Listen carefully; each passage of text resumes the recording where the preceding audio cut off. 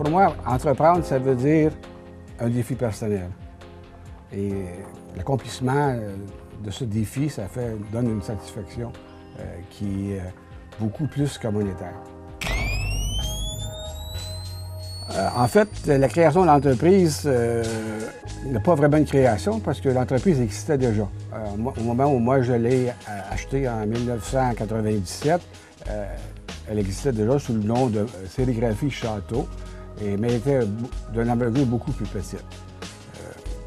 Elle était située dans un plus petit local, il n'y avait pratiquement pas d'équipement de production. Il y avait 2 personnes qui étaient employées, mais par contre, il y avait quand même une base. Ce qui m'a aidé au départ aussi à partir de l'entreprise. Par après, bien là, il a fallu acheter d'autres équipements, changer le local, agrandir un local, engager des gens pour justement opérer ces équipements-là. Les différences au niveau d'équipement, on a probablement 10 fois plus d'équipements. Au niveau de superficie de plancher, je te dirais qu'on est... premièrement, on est propriétaire au lieu d'être locataire, mais on a aussi au moins 4 ou 5 fois plus de superficie de plancher qu'on avait auparavant. Et maintenant, on a 6-7 personnes qui travaillent ici à plein temps, comparé au tout début où on était 2-3 personnes. Dans le domaine où j'étais auparavant, j'étais pour une entreprise qui se spécialisait dans les gilets de hockey. Et on en faisait de la sérigraphie à cette entreprise-là. C'était une grosse entreprise qui s'appelle le CCM. Et j'étais quand même un petit peu familier avec le domaine de la sérigraphie. Mais au début, moi, je cherchais à acheter une entreprise qui était une entreprise manufacturière.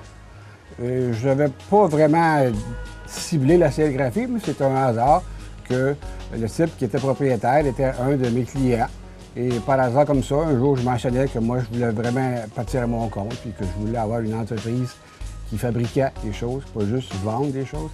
Et c'est à ce moment-là que lui s'est dit, ben là, moi, je vais te vendre ma compagnie.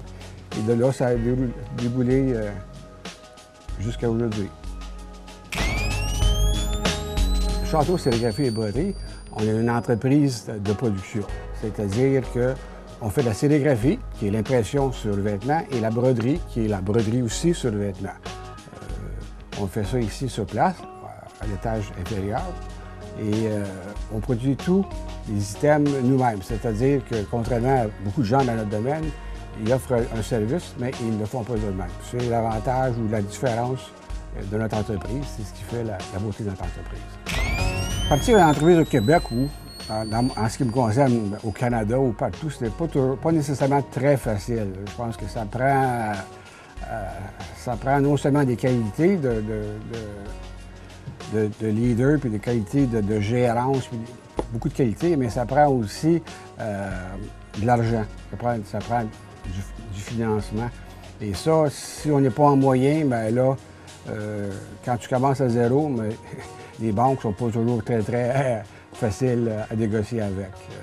Donc, je dirais que c'est possible, c'est pas facile, mais puis le gros handicap, c'est toujours l'argent, le financement, l'investissement de base. En région, c'est moins pire que dans les grands centres, mais il y a quand même beaucoup de compétition au niveau de la vente. Au niveau de la vente d'articles promotionnels, au niveau de la vente de vêtements corporatifs. Par contre, la compétition qu'on a, bien souvent, ce n'est pas des gens qui vont produire. C'est des gens qui vont venir voir des gens comme nous pour produire pour eux. Nous, étant donné comme nous, on produit, bien, on a l'avantage de pouvoir donner un service encore plus professionnel, encore plus personnalisé. C'est ce qui nous différencie des compétitions. Pour nous autres, la publicité, justement, notre première publicité, c'est toujours été du bouche à l'oreille. Parce que notre clientèle est très spécialisée. C'est pas monsieur tout le monde qu'on vise. C'est les entreprises, c'est les associations sportives. C'est des gens très ciblés. Et donc, dans le passé, c'est toujours été du bouche à l'oreille. C'est pour ça qu'on pense que peut-être Facebook, ça pourrait être intéressant pour nous aussi. Il est juste claqué dans vos mains. Est-ce qu'on a...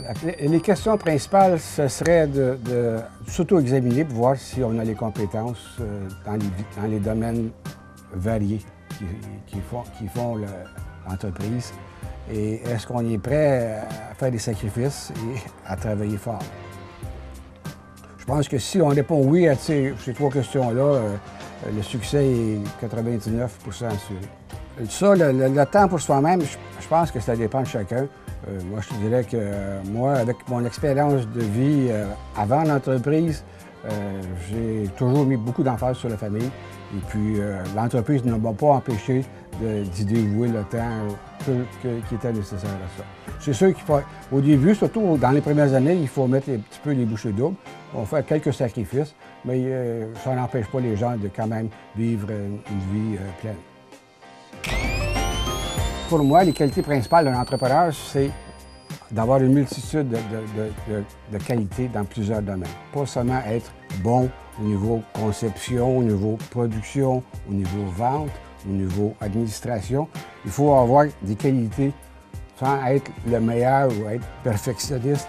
Il faut avoir des qualités dans chacun de ces domaines-là pour pouvoir justement gérer l'entreprise parce que quand on part en affaires, bien, on n'a pas toujours les moyens d'avoir 5 ou 6 ou 7 ou 8 personnes pour nous aider. Souvent, on est seul ou on est très peu et donc il faut être multidisciplinaire, si tu veux, il faut être capable de gérer tous ces domaines-là. Je pense que c'est essentiel de connaître les bases de l'administration, la gérance de l'entreprise, parce que dans mon expérience à moi, la majorité des gens que j'ai vus qui n'ont pas réussi dans l'entreprise, c'est des gens qui ne géraient pas bien leur entreprise. C'est sûr qu'on n'est pas obligé d'avoir un diplôme en administration pour pouvoir gérer son entreprise. On peut faire appel à que ce soit des fiscalistes ou des comptables ou des gens qui vont nous aider dans cette démarche-là. C'est sûr qu'on rencontre toujours des problèmes dans l'entreprise. Moi, je vais t'en nommer un qui me vient tout de suite à l'idée, qui était une aventure rocambolesque, on pourrait dire, c'était l'importation directe. Parce que nous, les produits, maintenant, c'est presque tous importés, surtout au niveau des articles promotionnels, c'est l'importation. Et on est souvent tenté, parce qu'on est approché par l'Internet, par des fabricants en Chine ou dans des pays étrangers, d'acheter directement. Donc, une fois, on avait un client à Montréal qui était un client qui achetait justement des grosses quantités d'articles qui venaient de l'Orient. Et on a tenté l'aventure d'importer directement. Et c'est là qu'on s'est aperçu qu'il faut vraiment connaître ce métier-là, puis il faut vraiment avoir des gens qui sont sur place pour vérifier la qualité des choses, parce qu'on s'est fait avoir, puis on a acheté un paquet d'articles et dont la grosse partie était défectueux. Donc, il a fallu remplacer ces articles défectueux-là par des articles équivalents ici au Canada. Et donc, le profit était comme ça. Dans notre domaine, un domaine qui est très compétitif, l'importation, il y a plusieurs personnes qui s'y lancent, qui s'y aventurent, et les prix sont très bas, ils sont très compétitifs. Mais les quantités sont très intéressantes, donc c'est pour ça qu'on s'y est risqué, mais on ne le fait plus maintenant. Bien, je pense que les défis de l'entreprise, ça va être au niveau de la technologie. Les technologies changent tellement rapidement aujourd'hui, que ce soit au niveau site web, au niveau Facebook. C'est de s'adapter à ça, c'est de s'adapter à notre mise en marché avec les nouvelles technologies. Ça, c'est un des gros défis qu'on a. Et puis, évidemment que la technologie va changer au niveau de la production aussi. Que ce soit au niveau de la sérigraphie et de la broderie, il va y avoir de la nouvelle machinerie sûrement il va falloir suivre l'évolution de ça. Puis, s'adapter puis changer notre machinerie en fonction de ça. Un des gros handicaps qu'on a actuellement au niveau de la sérigraphie, c'est l'impression en plusieurs couleurs ou ce qu'on appelle d'autres impressions en 4 couleurs process. C'est une méthode qu'on peut faire seulement sur des chandails blancs. Beaucoup de personnes qui veulent avoir des chandails de couleur avec des impressions multicolores. Donc, on ne peut pas faire parce qu'on n'a pas la technologie, puis elle n'existe pas actuellement. Il y a une nouvelle technologie qui est en train d'aboutir sur le marché, mais elle est incomplète et insatisfaisante pour nous. Donc ça, c'est un des défis qu'on surveille beaucoup à voir si on peut se lancer dans ce domaine-là. Si j'avais à repartir de zéro, je pense que je ferais la même chose. J'avais quand même réfléchi beaucoup avant de me lancer dans l'entreprise. J'ai acheté l'entreprise alors quand j'avais 48 ans. Et donc, j'avais un bagage avant ça assez grand. Et en tout cas, je pense qu'il y a certaines choses qu'on s'est trompé peut-être, mais de façon générale, je suis très satisfait d'où est-ce qu'on est rendu aujourd'hui. Et puis, non, je pense pas que je changerais quoi que ce soit. Bien, le conseil que moi je donnerais, évidemment, c'est un petit peu en rapport avec mon cheminement à moi, c'est de regarder pour trouver une entreprise qui est déjà existante. Évidemment, souvent, on ne peut pas regarder vers des grosses entreprises, on peut regarder dans des plus petites entreprises ou des entreprises qui sont en difficulté, ou des entreprises qui répondent aux critères que nous, on est intéressés. Mais étant existante, ça nous donne quand même une petite poussée, ça donne une base qui fait que c'est peut-être un petit peu moins difficile. Mais par contre, ça peut être un petit peu plus dispendieux. C'est peut-être plus, demander un peu plus de capital, mais par contre, ça va faciliter les choses énormément. J'ai toujours rêvé d'avoir une entreprise et j'ai réalisé mon rêve plus tard dans la vie, mais je suis l'homme le plus heureux depuis ce temps-là. Puis je dirais à tous les gens qui veulent se lancer en entreprise d'y aller, de s'essayer et je leur souhaite bonne chance.